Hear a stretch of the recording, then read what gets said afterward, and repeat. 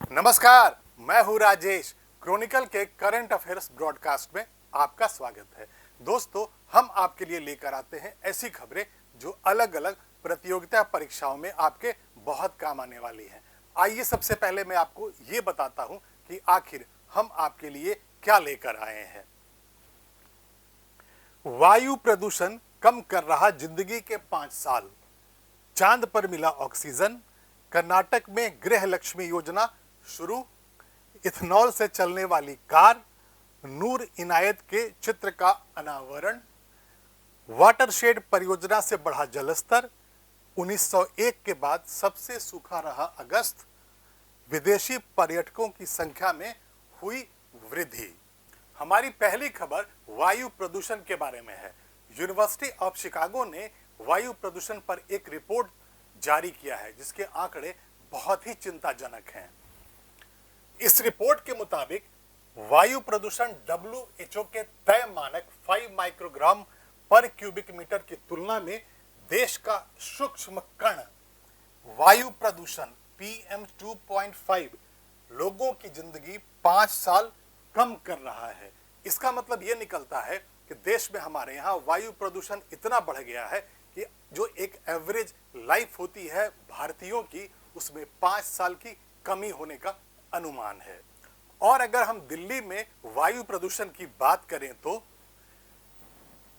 University के energy policy institute द्वारा जारी एयर क्वालिटी लाइफ इंडेक्स के मुताबिक दिल्ली को दुनिया का सबसे प्रदूषित शहर बताते हुए यह कहा गया है कि दिल्ली वालों के स्वास्थ्य पर सबसे ज्यादा असर पड़ रहा है और उनकी जिंदगी के 11.9 साल कम होने की संभावना है। इस रिपोर्ट के अनुसार 6 देशों पर सबसे ज्यादा खतरा है। वार्षिक वायु गुणवत्ता जीवन सूचकांक रिपोर्ट में यह कहा गया है कि 2021 में प्रदूषण बढ़ने के साथ मानव स्वास्थ्य का खतरा भी बढ़ गया। आंकड़ों से यह स्पष्ट होता है कि सूक्ष्म कणों से होने वाला प्रदूषण मानव स्वास्थ्य के लिए दुनिया का सबसे बड़ा बाहरी खतरा बना हुआ है। शिकागो यूनिवर्सिटी के प्रोफेसर माइकल ग्रीनस्टोन के अनुसार वायु प्रदूषण से दुनिया भर के लोगों के जीवन पर पड़ रहे प्रभाव का 3/4 हिस्सा सिर्फ 6 देशों यानी बांग्लादेश, भारत, पाकिस्तान, चीन, नाइजीरिया और इंडोनेशिया में है। इसका मतलब यह निकलता है कि भारत और चीन जैसे भी प्रभावशाली और विकसित देश वायु प्रदूषण की चपेट में हैं। चंद्रयान 3 जब से चंद्रमा के साउथ पोल पर अपने रोवर और विक्रम लैंडर को भेजा है, तब से वो लगातार नए नए आंकड़े भेज रहा है और एक बार फिर से ये आंकड़ा आया है, ये जानकारी आई है दुनिया के लिए कि चांद पर ऑक्सीजन और सल्फर है।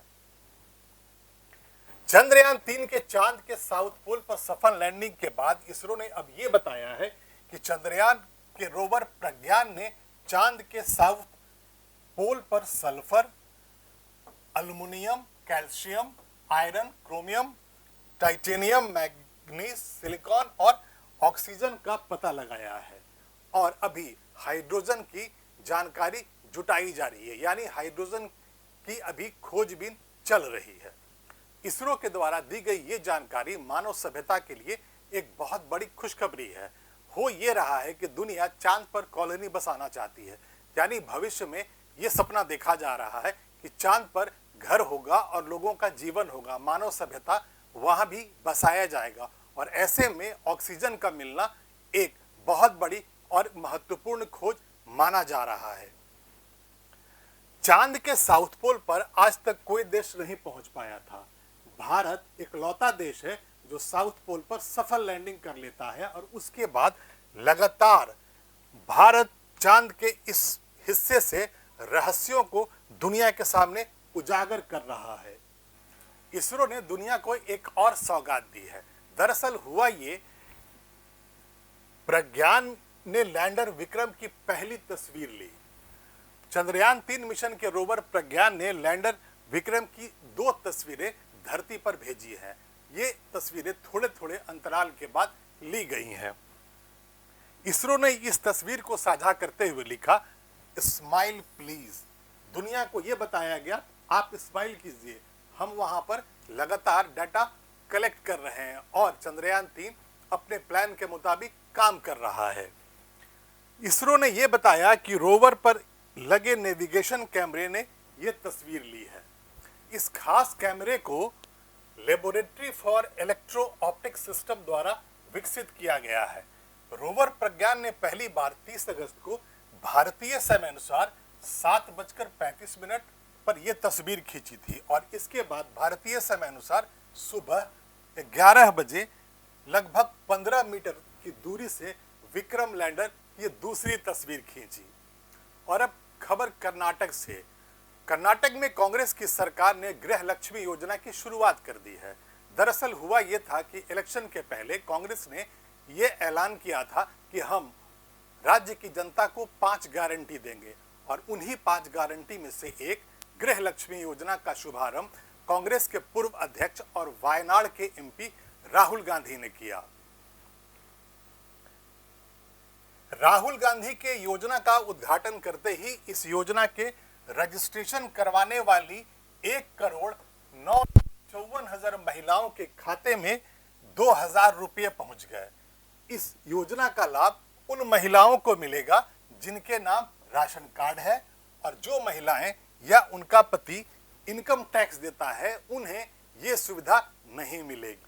कर्नाटक सरकार ने गृह लक्ष्मी योजना के लिए 17,500 करोड़ रुपए मंजूर किए हैं और ये उन्हीं 5 गारंटियों में है जिन्हें कांग्रेस ने पहले इलेक्शन के पहले कहा था कि वो पूरा करेंगे।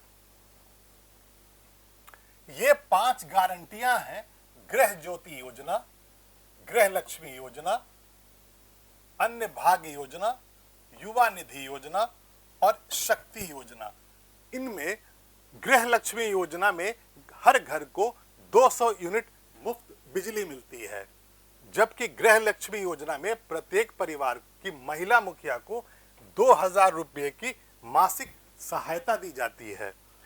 जबकि अन्य भाग्य योजना में गरीबी रेखा से नीचे रहने वाले परिवारों के हर सदस्य को प्रत्येक महीने 10 किलो मुफ्त चावल दिया जाता है। जबकि युवा निधि योजना के अंतर्गत 2 साल तक 18 से 25 साल की उम्र वाले प्रत्येक स्नातक बेरोजगार को हर महीने 3,000 रुपये और डिप्लोमा धारक को 1,500 रुपये महीने का भत्ता दिया जाता है। वहीं शक्ति योजना में सार्वजनिक बसों में महिलाओं को मुफ्त यात्रा की सुविधा देना शामिल है। देश में बढ़ते हुए पेट्रोल और डीजल के प्राइसेस से जो लोग हमेशा परेशान रहते हैं उनके लिए एक अच्छी खबर है। भारत में अब इथेनॉल से चलने वाली गाड़ी को लॉन्च कर दिया गया है। टोयोटा मोटर ने फ्लेक्स फ्यूल इंजन से लैस दुनिया की पहली पूरी तरह से इथेनॉल से चलने वाली कार को लॉन्च कर दिया। केंद्रीय सड़क परिवहन और राजमार्ग मंत्री नितिन गडकरी ने इनोवा हाईक्रॉस पर आधारित इस मॉडल को 29 अगस्त 2023 को नई दिल्ली में एक कार्यक्रम में लॉन्च किया। टोयोटा इनोवा का यह मल्टीपर्पस व्हीकल पूरी तरह से इथेनॉल पर चलता है और यह प्लांट में हासिल एक ईंधन है। इथेनॉल को E100 ग्रेड दिया गया है जो ये दर्शाता है कि ये कार पूरी तरह से वैकल्पिक ईंधन पर चलती है। इस एमपीवी में लिथियम आयन बैटरी पैक भी होगा जो कार को ईवी मोड पर यानी कि बैटरी से चलाने में मदद करने के लिए पर्याप्त पावर को जनरेट कर सकता है। फिलहाल अभी इस बात की पुष्टि नहीं हुई है कि इस गाड़ी का हाईक्रॉस फ्यूल का प्रोडक्शन वर्जन कब लॉन्च होगा, यानी कि कमर्शियल प्रोडक्शन और सड़क पे ये गाड़ी कब दिखेगी। इस अवसर पर बोलते हुए गडकरी ने कहा कि इथेनॉल पर सरकार का जोर ऊर्जा आत्मनिर्भरता हासिल करने और किसानों की आय दोगुनी करने के अलावा अन्नदाता के रूप में समर्थन जारी रखते हुए उन्हें ऊर्जा दाता के रूप में परिवर्तित करना है।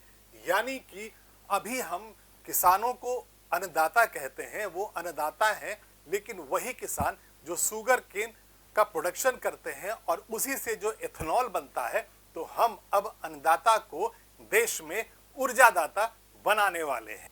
और अगली खबर अब लंदन से, जहां पर ब्रिटेन की महारानी कैमिला ने वहां नूर इनायत के चित्र का अनावरण किया है। भारतवंशी जासूस नूर इनायत खान उन चुनिंदा ऐतिहासिक हस्तियों में अब शामिल हो गई हैं जिनके चित्र का ब्रिटेन की राजधानी लंदन में अनावरण किया गया है। महारानी कैमिला ने 30 अगस्त 2023 को रॉयल एयरफोर्स क्लब में नूर इनायत के चित्र का अनावरण किया। 1914 में मॉस्को में एक भारतीय सूफी संत पिता और अमेरिकी मां के घर जन्मी नूर अपनी स्कूली पढ़ाई के लिए कम उम्र में ही लंदन चली गई थी। पढ़ाई पूरी होने के बाद वो पेरिस में बस गई और बाद में सेकेंड वर्ल्ड वॉर के दौरान फ्रांस के पतन के बाद वह वापस ब्रिटेन आ गई और वायुसेना में शामिल हो गई। उन्हें वीरता और विशिष्ट साहस के लिए जॉर्ज क्रॉस का सर्वोच्च पुरस्कार भी दिया गया था। और अब जल स्तर के बारे में एक खबर। वाटरशेड परियोजना के बाद से देश में समतल भूमि में जल स्तर में बढ़ोतरी दर्ज की जा रही है। ग्रामीण विकास मंत्रालय की आकलन रिपोर्ट से यह पता चलता है कि प्रधानमंत्री कृषि योजना की वाटरशेड परियोजना ने परती भूमि की काया पलट कर दिया है। लगभग सभी राज्यों में परियोजना स्थल की भूमि और उसके आसपास लगभग 3 मीटर तक भूगर्भ जल स्तर, यानी कि जमीन में जो वाटर टेबल है, जो वहां पे जल स्तर है, उसमें वृद्धि दर्ज की गई है। केंद्र सरकार ने 2015 में प्रधानमंत्री कृषि सिंचाई योजना शुरू की थी और इसमें जल शक्ति, कृषि और ग्रामीण विकास मंत्रालय को अलग अलग भूमिका सौंपी गई थी। और जब अलग अलग राज्यों से डाटा आया तो ये पता चला सभी परियोजना स्थलों और उसके आसपास लगभग 3 मीटर तक भूगर्भ जल स्तर बढ़ा है, यानी जो वाटर टेबल है वो ऊंचा हो रहा है, बढ़ रहा है। वाटरशेड परियोजना का जिम्मा ग्रामीण विकास मंत्रालय ने संभाला था, जो कि खास तौर पर राज्यों की परती भूमि चिन्हित कर वहां पर जल संचयन के लिए था। वाटरशेड परियोजना के तहत 6,382 प्रोजेक्ट शामिल किए गए थे और कुल 7,64,000 ढांचे बनाए गए, जिनके माध्यम से जल का संचयन किया गया। इस परियोजना का 99.91% काम पूरा हो चुका है और प्रत्येक परियोजना की जियो टैगिंग करने के लिए राज्यों से अंतिम मूल्यांकन रिपोर्ट ले ली गई है। इस रिपोर्ट के अनुसार सिर्फ 3 मीटर भूगर्भ जल का स्तर ही नहीं बढ़ा है, बल्कि राज्यों की रिपोर्ट का अगर संकलित आंकड़ा देखा जाए तो ये पता चलता है कि 16.41 लाख हेक्टेयर भूमि के लिए अतिरिक्त सिंचाई की व्यवस्था इसके माध्यम से हुई है। इसके अलावा मछली पालन, वानस्पतिक पौधारोपण आदि के माध्यम से लगभग 36.34 लाख किसानों को इसका सीधा लाभ मिला और इन क्षेत्रों में 18.3% कृषि की उत्पादकता भी बढ़ गई। और अब बारिश से जुड़ी एक खबर। भारतीय मौसम विभाग के आंकड़ों की माने तो अगस्त 1901 के बाद अगस्त 2023 ऐसा महीना है जहां बारिश नहीं हुई है। वैज्ञानिक इसके पीछे की वजह अल नीनो को बता रहे हैं। अगस्त के महीने में पूरे देश में 29 अगस्त 2023 के रिकॉर्ड के अनुसार सामान्य बारिश 2041 मिलीमीटर के मुकाबले सिर्फ 160.3 मीटर ही हुई है। सिर्फ 160.3 मिलीमीटर ही हुई है और ये सामान्य से 33% कम है। इसके पहले 2005 में सबसे कम मानसून दर्ज किया गया था, जब वहां पर 191.2 मिलीमीटर की बारिश हुई थी, जो कि सामान्य से 25% कम हुई थी। अगर मौसम विभाग के आंकड़ों पे एक नजर डालें तो भारत में अगस्त 2005 में 25%, 1965 में 24.6%, 1920 में 24.4%, 2009 में 24.1% और 1913 में 24% बारिश की कमी दर्ज की थी। और अब खबर विदेशी पर्यटकों की संख्या में हो रही वृद्धि के बारे में। भारत में इस साल जनवरी से जून तक आए विदेशी पर्यटकों की संख्या पिछले साल के मुकाबले 106% ज्यादा दिखाई दे रही है। जानकारी के मुताबिक जनवरी से जून 2022 के मुकाबले 2023 में इस दौरान विदेशी मुद्रा में भी वृद्धि हुई है। भारत कोविड-19 महामारी के बाद घरेलू और अंतर्राष्ट्रीय पर्यटकों की संख्या बढ़ाने के लिए निरंतर प्रयास कर रहा है और भारत में इस साल जनवरी से जून तक आए विदेशी पर्यटकों की संख्या 43.80 लाख है, जो 2022 में इस अवधि के दौरान आए पर्यटकों की संख्या 21.24 लाख से 106% अधिक है।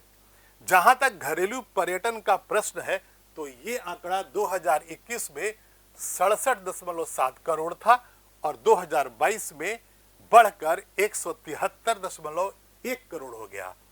जम्मू कश्मीर में भी पर्यटकों की संख्या में वृद्धि दर्ज की गई है। 2022 में यह आंकड़ा 1.8 करोड़ से अधिक था, जबकि 2023 में जनवरी से जून तक यह आंकड़ा 1.09 हो गया है।